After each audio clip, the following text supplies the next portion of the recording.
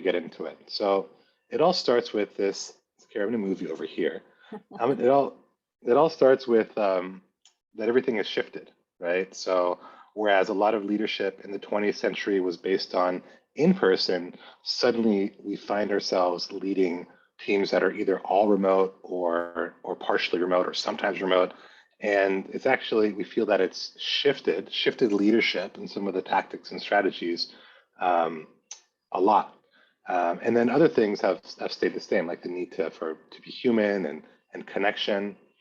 And because of that, because everything is hybrid now, it feels like leaders are more busy than ever. Everyone I talk to is in meetings all day long. And at the same time, you've got team members and employees and staff and partners that are spread out. So if they're not in the office, especially if they're not an executive, it often they can feel disconnected. So because of that, because of the lack of time and people feeling disconnected, leadership has actually gotten harder.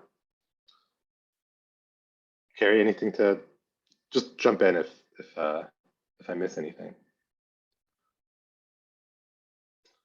And some of the common techniques to manage, such as doing announcements to everybody or surveys, they're one-way communication, which leads to uncertainty whether anyone is really hearing it. So even when you do a town hall, if it's remote, you got 100 or 1,000 people on the screens, you're not really that clear whether people are truly understanding or aligned because there's only it's largely one way. And same with surveys. If I'm a team member, an employee at a company, I'm not really sure if I'm being heard oftentimes. Because of that, a lot of the organization are lurking, just like in social media. You just scroll through stuff, but you don't actively participate. So we're not really hearing from people.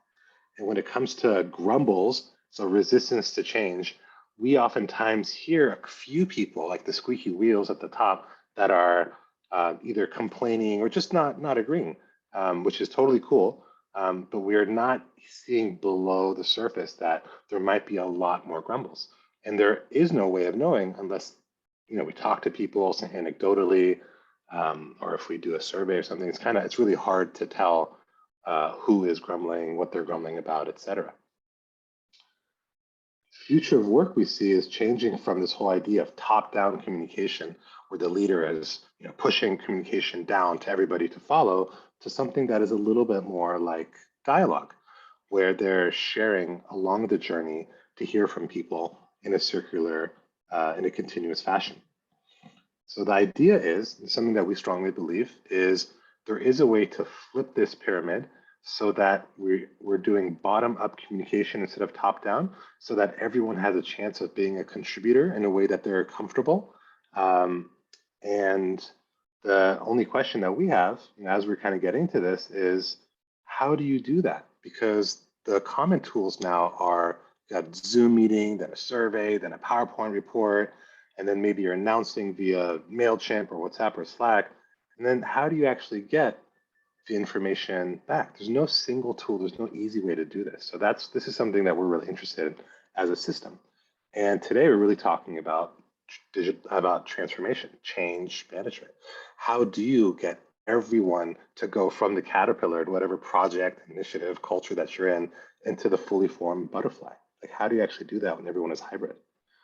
We would like to put out there these two principles that we feel that change at the organizational level today requires activation. So motivating real action. It is no longer enough just to send out a passive message, do a town hall, all hands. People actually need to be activated across the organization regularly, and all of this starts with active listening. It's not enough just to do a survey or just to do quarterly NPSs. Active listening is all about asking the right questions and truly listening without having the answers. It's about two-way dialogue, not just one-way conversation, but two-way. And we will be sharing a framework on DICE that we call DICE that starts with listening first. So first you discover, then you identify some challenges that you want to focus on, then you work with the champions to co-create, and then we end up with then expanding to the rest of the organization. we feel this is a very easy, friendly, but highly effective way to create change, and we want to share with you. We'll share a little bit about why stakeholder activation systems are so important instead of just having a myriad of tools. And we'll share like maybe a minute on Pullpath. So that is the TLDR version. How's that? You're still there? Great. It was really concise and short, so thank you for that.